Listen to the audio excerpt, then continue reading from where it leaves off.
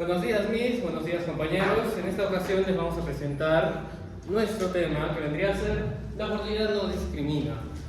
¿Y qué queremos decir con eso?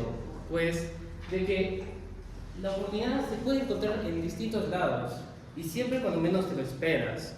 Pero en nuestro caso les vamos a nombrar a una persona que esta persona sí ha podido aprovechar la oportunidad que en un momento de crisis. Por ejemplo, Michael Saylor. ¿Quién es Michael Saylor? Se preguntarán. Michael Saylor es un empresario, el cual tenía su propia empresa que se llamaba MicroStrategy. Esta empresa se dedicaba en cuanto al análisis de datos. El éxito rápido de Saylor fue entre los 90 y hasta que pasó algo en los 2000. Y claro, su compañía en ese entonces llegó hasta los $30 mil millones. Pero, lastimosamente, en esta ocasión, en el año 2000, sucedió una crisis del .com. La burbuja tecnológica .com. En esta burbuja, su compañía había perdido el 99% de sus acciones, por lo que, digamos, ya no valía lo mismo que hace unos años. Y eso fue cuestión de meses. La fortuna de Michael Saylor desapareció casi de la noche a la mañana. Y claro, el nombre y el prestigio de Saylor para todos los empresarios del mundo ya no eran ni conocidos. Para ellos estaba muerto. Y en este caso, ellos no vieron lo que Saylor estaba hecho. ¿De qué estaba hecho Saylor? Él, ¿qué fue lo que hizo? Aprendí que puedes perderlo todo en un instante, pero también que puedas volver a empezar con más sabiduría. Y es así como surgió el renacimiento de Saylor. Durante casi 2 décadas, trabajó en silencio, reconstruyó MicroStrategy, su empresa, de nuevo. Y así, hasta en 2020, decidió hacer una apuesta a lo grande. Decidió apostar toda su tesorería de su empresa para comprar Bitcoin.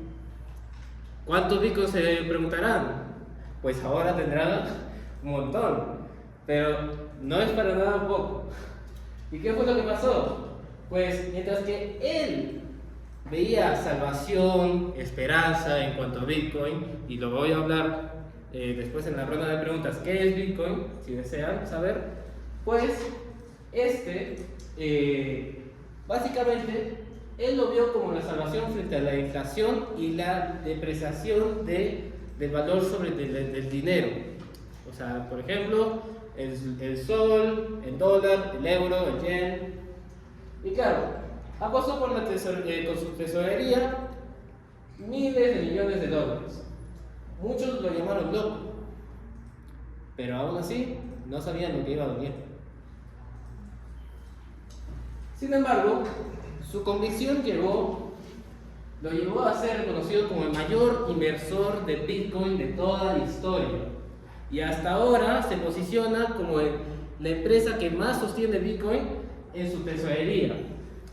¿Cuánto se preguntarán? En su momento habrá invertido millones y habrá tenido como 200.000 Bitcoins. Y ahora, actualmente, tiene 628.000 Bitcoins. Imagínense la suma tan grande de dinero que tuvo que invertir durante estos 5 años. Y claro, un Bitcoin ahorita mismo, ¿cuánto está? $119.000 solo por un Bitcoin. Imagínense multiplicar eso por 628.000. Y claro, su historia es un perfecto ejemplo de cómo es crear y morir y después volver a crear y renacer más fuerte. Él mismo lo dijo. Crea y muere para volver a crear y renacer más fuerte. Pero la frase que más nos ha conmovido a todos y a toda la comunidad cripto fue esa: en un mundo que cambia, lo más arriesgado es no arriesgarse. Siguiente. Ahora le paso la voz a mi compañero que le va a contar otra historia. Muy buenas noches a todos. Yo les voy a hablar sobre la obra Crea o Muere. Empezamos con el capítulo 1, ¿no? El capítulo 1 nos habla mucho de cambios drásticos. En este nos señala un pueblo que es Silicon Valley, donde muchos jóvenes se reúnen en cafeterías o distintos lugares apoyarse, a ayudarse con sus dudas y más que todo a innovar y a querer ir hacia adelante. Es un pueblo muy, muy pequeño, pero donde todo tiene que ver con innovación. Luego en este capítulo 1 también nos habla bastante de Vivek Wadhwa, quien es un profesor que también fue empresario y su profesión se basa más que todo en la innovación o en el estudio de la innovación. El profesor es quien va a guiar a Oppenheimer, que es nuestro autor de la obra. Lo que yo llegué a concluir sobre este capítulo fue que había muchos avances tecnológicos. Lo que parecía una fantasía hoy o está en desarrollo o ya existe. Dentro de esto destacan impresoras, autos sin conductor, internet para todo, como ejemplo actualmente existe la Alexa, se puede conectar al microondas, a la lavadora, a distintas cosas que usamos día a día, ¿no? Y también llegué a la conclusión que también existen riesgos, que en este caso sería la desigualdad de acceso, porque no todos tenemos el acceso a estos materiales, a estas computadoras, por así decirlo, y el mal uso que se les puede dar.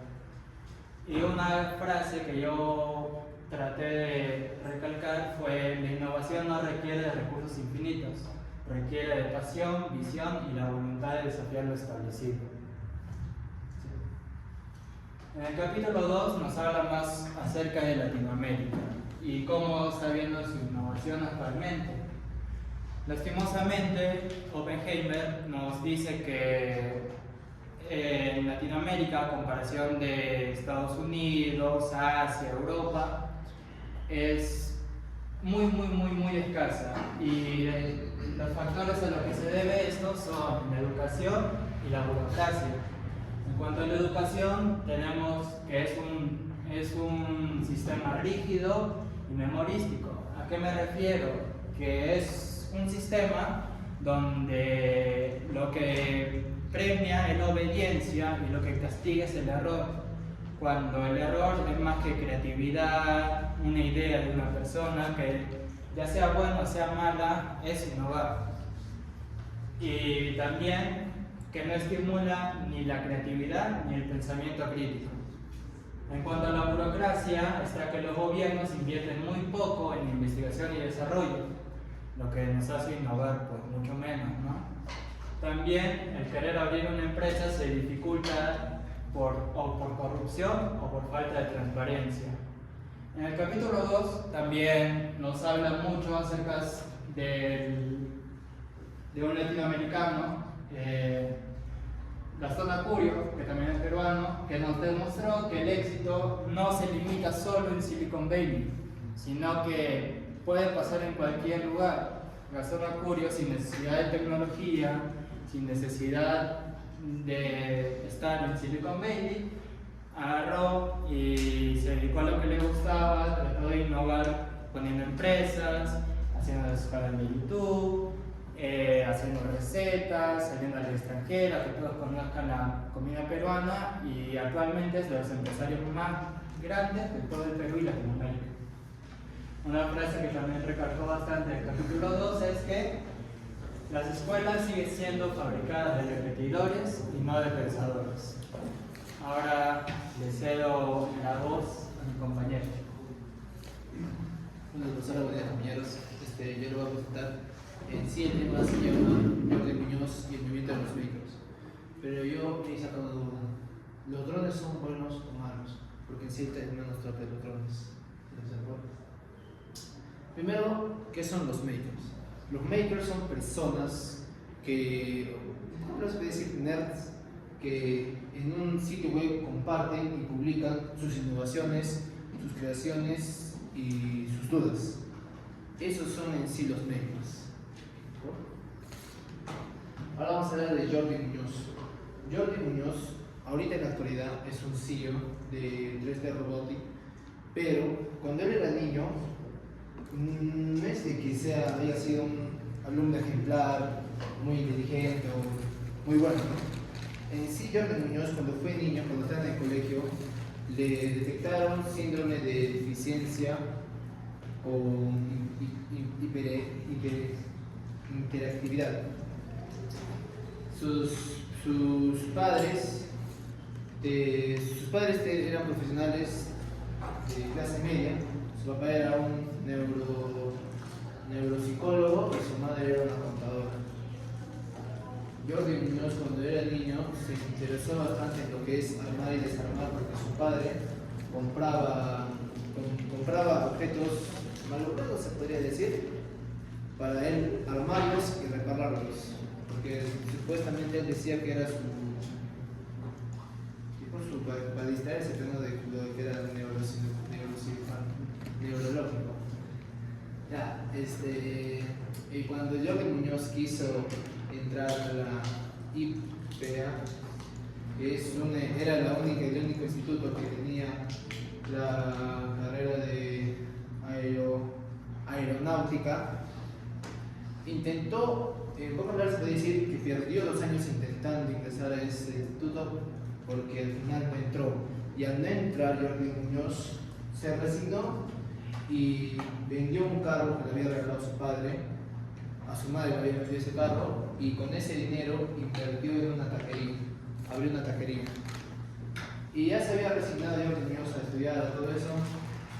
Y su padre, al enterarse de eso, de que estaba trabajando en taquería, renegó, fue y le dijo: perdiste 2 años por las puras. Lo cual Jordi Muñoz no dijo nada, se quedó formado y ya. Después, Jordi Muñoz retomó sus estudios y cuando retomó sus estudios conoció a una chica, lo cual era su pareja, pero al retomar sus estudios, Jordi Muñoz tuvo un hijo con ella, un hijo no deseado en sí. La cosa es de que como sus padres de la chica y como le iban a probar eso, iban a estar enojados, de Jordi Muñoz con su pareja y su hijo, con su pareja embarazada, decidieron mudarse a Estados Unidos, ya que su pareja tenía nacionalidad estadounidense. Y en Estados Unidos, Jordi Muñoz no podía trabajar, no podía hacer nada. ¿Por qué? Porque no tenía la nacionalidad y tampoco estaba esperando a que le den su nacionalidad. Y mientras eso, Jordi Muñoz se quedaba en su casa siendo maker. Iba a una plataforma donde publicaba diarios San Mateo de innovación, drones, entre otras cosas más.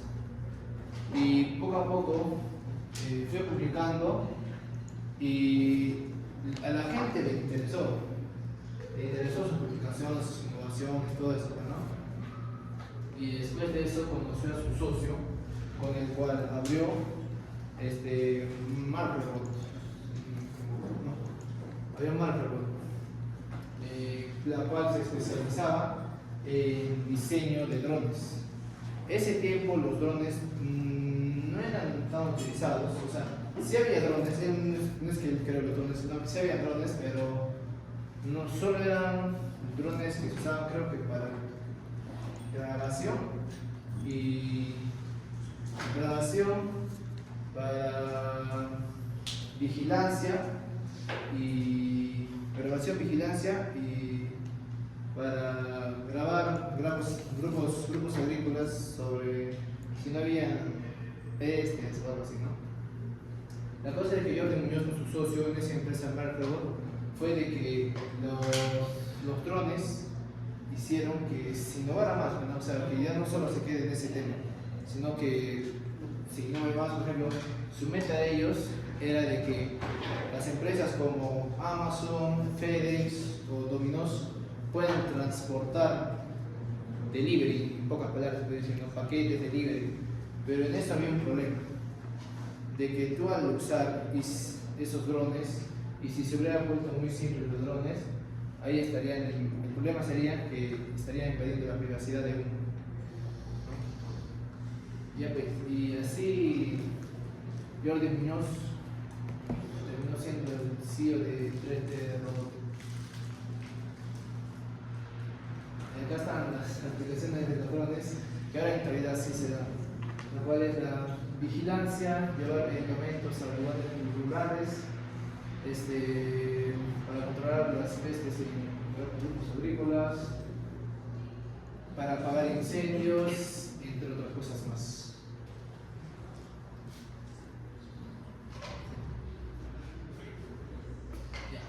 Ahora les voy a hablar del capítulo 4. Sí, en este tema más hablan de las impresoras 3D. Las impresoras 3D, el invento revolucionario.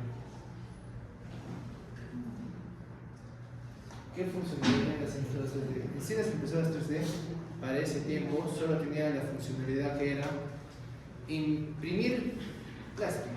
O sea, solo podía imprimir lo que era plástico para ese tiempo, que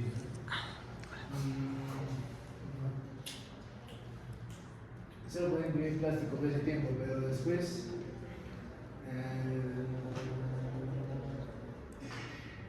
solo podía imprimir plástico después de que haya entrado la empresa. Se pudo imprimir más lo que serían telas, metales y hasta joyería. También se puede imprimir en esa 3D ahora en la actualidad, lo cual antes no se podía imprimir porque solo se podía imprimir plástico. Sí. Ahora le doy paso a mi compañero Tila. En este caso, me ha tocado el capítulo 5 de Crea o Muere. Y claro, en este tema tan controversial, nos podemos preguntar a nosotros mismos sobre este tema, si es que alguno de nosotros ha leído el capítulo 5, es de que si nosotros viviremos en una Matrix. Y claro, en esta idea de una Matrix que sea una sociedad controlada y supervisada y vigilada constantemente a sus ciudadanos mediante un gobierno, puede ser sacado de la ciencia ficción muchas veces, pero tal vez inclusive estamos muy cerca de saber cuáles son los avances tecnológicos que hay ahora. Por ejemplo, en este caso, Rafael Yuste. Rafael Yuste es un científico, neurocientífico, mejor dicho, el cual tenía desde pequeño la idea de estudiar, digamos, lo que vendría a ser en cuanto a, bueno, de por sí, digamos, estudió para ser científico, pero en ese entonces no sabía muy bien en qué área especializarse. Y claro, le tomó como 3 meses, no, mejor dicho, 3 años o 3 meses, que él tuvo que ir a prácticas, el cual tenía que lidiar con personas esquizofrénicas, con demencia y con todo ese tipo de enfermedades, los cuales eran unas personas maravillosas, pero de por sí, digamos, eran como si fueran Sherlock Holmes. Pero en este caso tenían muchos problemas, no solo para ellos mismos, sino para la sociedad. Y en este caso, ya que se interesó tanto, Pues él lo que hizo fue dedicarse de lleno a comprender y querer solucionar esos problemas. ¿Mediante qué? Ser neurocientífico en ese entonces no era muy conocido, pero gracias a que él tuvo una visión el cual le llevaría a crear, por ejemplo, el primer mapa cerebral con sensores. Y claro, en esta historia, ¿cómo surgió esta idea, este proyecto? La cosa va en que, obviamente, como todo proyecto, se necesita financiación y se necesita también, obviamente, de alguna persona poderosa el cual pueda darnos los recursos para poder llevar a cabo este tipo de investigaciones. Y no solo de un solo lugar, sino que también contaba con miles, cientos y cientos de científicos. Y en este caso fue Barack Obama, el cual tuvo la iniciativa, ya que con la guerra tecnológica y la guerra económica con China, decidió proponer algo: encontrar un expediente científico y darle los fondos necesarios para poder seguir con una investigación. Y en este caso, por ejemplo, serían 100 millones de dólares anuales. Y claro, en este caso, lo que se pretendía, y a la final eso se concluyó, fue pretender desentrañar cómo se relacionan las neuronas cerebrales entre sí, con cómo las enfermedades como ya expliqué, esquizofrenia, epilepsia y todas las enfermedades mentales. Y claro, y con esto se hizo al ver esto, Juste, porque eso fue de Barack Obama, fue después, Juste había sugerido en un brainstorming, una sesión de varios científicos, el cual, digamos, tuvo que proponer una idea a sus colegas, a los demás científicos, el cual, digamos, quería poder desarrollar o plantear maneras para identificar y analizar las actividades cerebrales en su conjunto de una persona, para poder obviamente desentrañar como enfermedades mentales, etc.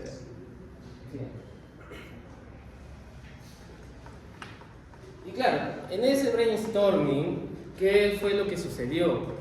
Pues digamos que en ese entonces los científicos usualmente creen que hacer una investigación científica de este calibre, como investigar el cerebro, siempre tiene que constar con fondos y también con mucho, y manejar y tener, digamos, la eficiencia y el conocimiento para manejar muchos datos. Y eso la mayoría de los científicos no querían. Eso era una de sus más grandes preocupaciones en cuanto a esta propuesta que tuvo Juste. Pero claro, George Church, quien ha estado presente, también dijo de que las críticas que le hacéis a Juste son las mismas críticas que nos hacían a nosotros con el genoma humano hace 15 años y estaban equivocados. En ese entonces, George Church estaba acompañado con con otros 4 científicos más, junto a Juste, para poder llevar a cabo esta iniciativa. Y cada vez que lo criticaban esta idea, más se hacía fuerte con el tiempo. Y después, después lo que pasó es de que Barack Obama decidió elegir este proyecto y financiarlo. Pero acá surgió varias preocupaciones en cuanto a éticas, en cuanto a la sociedad y en cómo es que nuestro cerebro podía ser, digamos, de alguna forma hackeados, ¿no? Y claro, para esto muchos científicos, ¿qué es lo que hicieron? Incentivaron, y más que usted, para que digamos haya derechos cerebrales. ¿De qué se trata esto? Son un conjunto de derechos que están destinados para proteger, digamos, al cerebro y a la conciencia humana. Porque para Yuste era la mente y el cerebro era como un templo. Y claro, para muchos científicos también lo veían de esa forma. Y por esa razón incentivaron para que instituciones éticas controlaran, llevaran varias inspecciones y un seguimiento a estos proyectos, a este proyecto que se llama ABRE.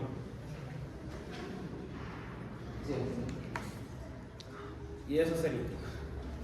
Bueno, y ahora le paso la palabra a mi compañero. Bueno, yo le voy a presentar lo que sería el cierre y las reflexiones. Como cierre, tenemos a nuestro storytelling, el empresario nunca se rindió, ¿no? Y tratamos de recalcar esto, de que a pesar de que uno puede estar abajo, cuando uno cae en un pozo y ya está en lo profundo del pozo, lo único que queda es subir. Y así se haya tenido que guardar 1 o 2 décadas, todo tuvo un propósito. Y las reflexiones que tenemos es: cree y muere para volver a crear y renacer más fuerte, y que en un mundo que cambia, lo más arriesgado es no arriesgarse. Eso es todo por el día de hoy y muchas gracias.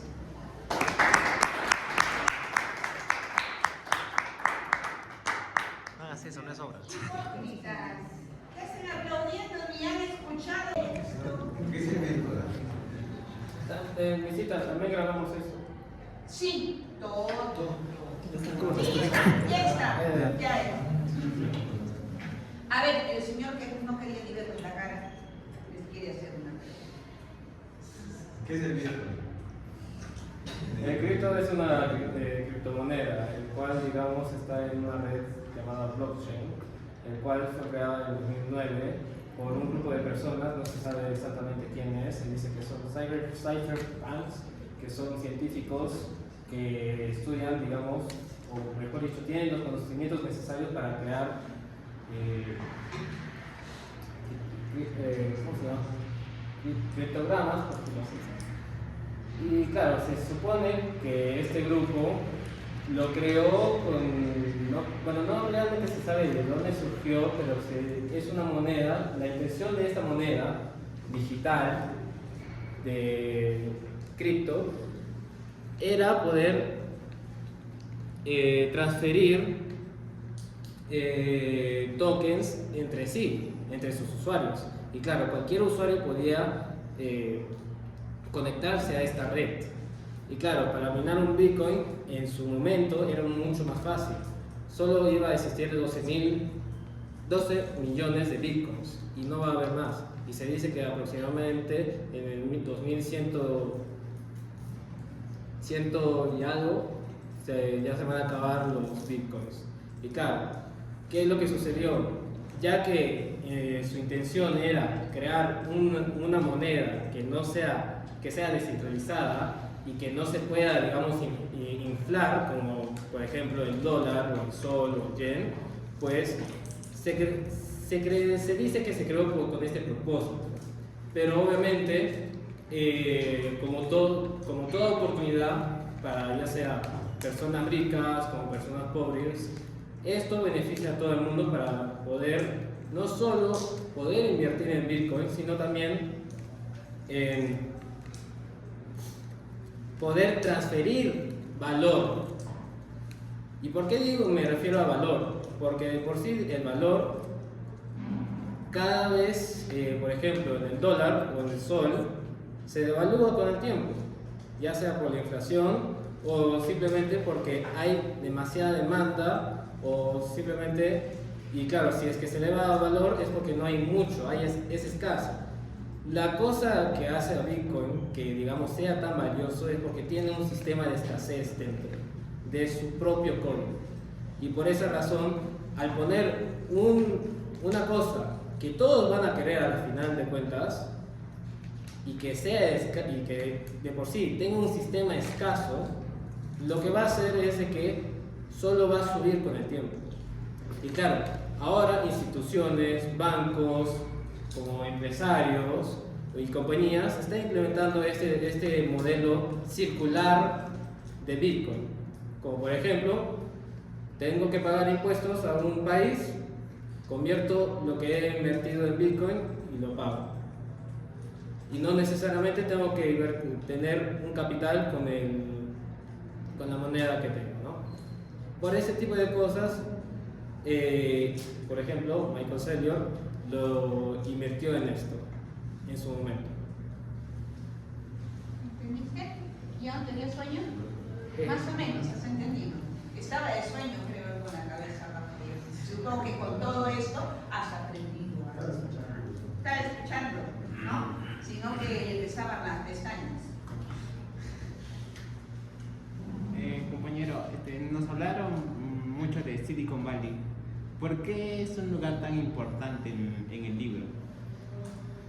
Bueno, como expliqué, Silicon Valley era un lugar importante porque en las cafeterías, en los restaurantes y distintos lugares, los jóvenes o señores se reunían con el motivo de innovar. Y no solo eso, sino que entre ellos se ayudaban. Muy aparte de que la mayoría de personas que estaban ahí no eran de Silicon Valley ni de Estados Unidos, venían de muchas partes del mundo, todos se reunían ahí y como todos se apoyaban, todos iban. ¿Entendiste? Sí, o sea, ¿ha sido completa esa respuesta? ¿Tú crees que tienes una mejor? No una mejor, sino solo a reforzar nada más que también es un lugar estratégico porque ahí se concentran las empresas de tecnología, como ahí también la Universidad de Stanford, donde es un lugar cercano para jóvenes talentos, ¿no? En la tecnología. Y es pequeño, él ha dicho que tiene la forma de un pueblo, y si vamos a buscar nosotros una imagen, pareciera como una isla, como que se adentra en el mar, algo así, ¿no? Sí, es Qué locura. pequeño. Yo he leído de frases y les he escuchado también, ¿no? De frases de dos personajes especialmente, pero me gustaría escuchar la frase que sostiene al innovador Gastón Apure. Eso es del capítulo 2. La frase era la de que las escuelas siguen siendo formadas por repetidores y no por innovadores, si no me equivoco. Y no por pensadores, disculpe. Sí te Ya. equivocas, porque esa no era su frase.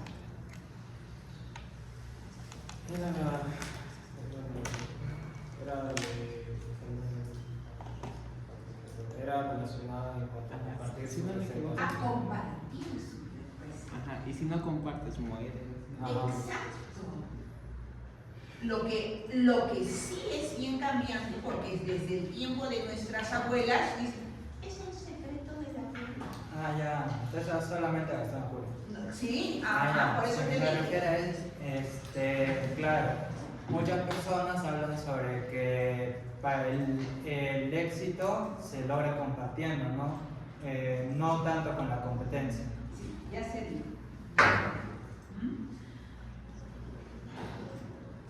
Esto debería mejorar. Debe mejorar, ¿sí? Yo veo su presentación, parece que es una de las mejores de la vida, su presentación personal. Pero en cuanto a contenido, yo creo que puede mejorar, debería mejorar. No porque vas a ser un técnico en redes, un profesional técnico, y esta es tu herramienta, quiere decir que eres el técnico.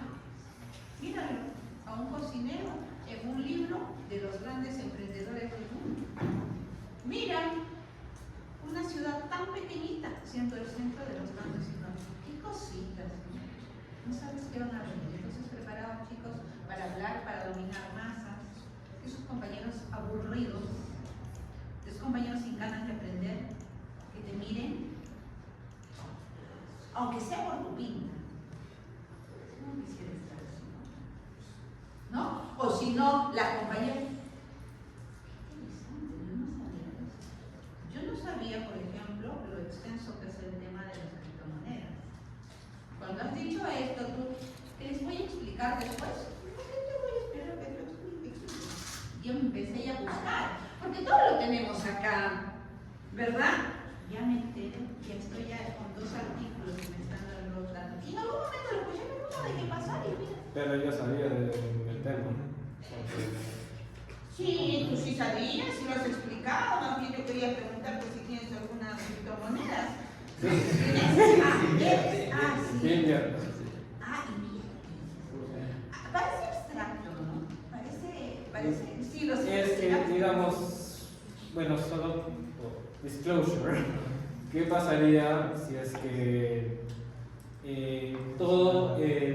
claro, ¿qué es lo que están haciendo en Estados Unidos, por ejemplo? Quiere crear una reserva de Bitcoin. Y cuando crea una reserva de Bitcoin, ¿por qué? Si ya tienen una reserva de oro, pero ya no estamos en la reserva estándar del oro. No estamos en el estándar de oro. En ese caso, ¿qué va a pasar con toda la deuda que tiene trillones de deuda en Estados Unidos? En ese caso, ¿se lo va a comer Bitcoin? Tal vez. Pero cada vez más instituciones, más usuarios, más personas están implementando ese tipo de circulación en cuanto a sus empresas y servicios. Una persona me puede, por ejemplo, El Salvador. El Salvador compra un Bitcoin cada día y hasta ahora está comprando desde hace años. ¿Me hablas de compra como inversión? O sea, de acá a unos 5 años, supongamos que una empresa te puede estar pagando en esto. Cada 4 años se duplica, ¿verdad? ¿Es posible? Se duplica un 10% estadísticamente verificado, Por eso supuestamente. te digo, es como inversión, pero yo no puedo pensar que me van a pagar de aquí a 5 o 10 años. No, claro, es de acuerdo, digamos, a tu, ¿cómo se dice? Al criterio propio y a la investigación que uno hace en cuanto a estos tipos de temas, cuando se trata de inversión. Y claro, ya que es una criptomoneda y nadie lo controla, ni siquiera los gobiernos, y no la pueden regular, pues en esos casos la gente dice que tiene más poder sobre cuánto puede valer ese Bitcoin. Por eso te decía que me parece abstracto, porque tú sabes que donde no le ponemos reglas, caramba, Tercera Guerra Mundial. El problema es que ahorita mismo estamos yéndonos a una sociedad donde, digamos, las empresas van a querer crear su propio moneda y no necesariamente criptográfica como lo es Bitcoin, porque Bitcoin es Bitcoin y no hay ninguna otra criptomoneda que se asemeje. ¿Por qué? Porque todas las demás, por ejemplo, ¿qué pasaría si es que si Perú, por ejemplo, creara su propia moneda digital? La banca superintendente, ya, pues, es varias siglas. Ya, pues, digamos, ¿qué pasaría en ese caso? Y empiezan a poner esta medida para tener más control sobre, digamos, por ejemplo, lavado de dinero o cosa parecida, ¿no? El problema es que a menos yo me opongo a ese tipo de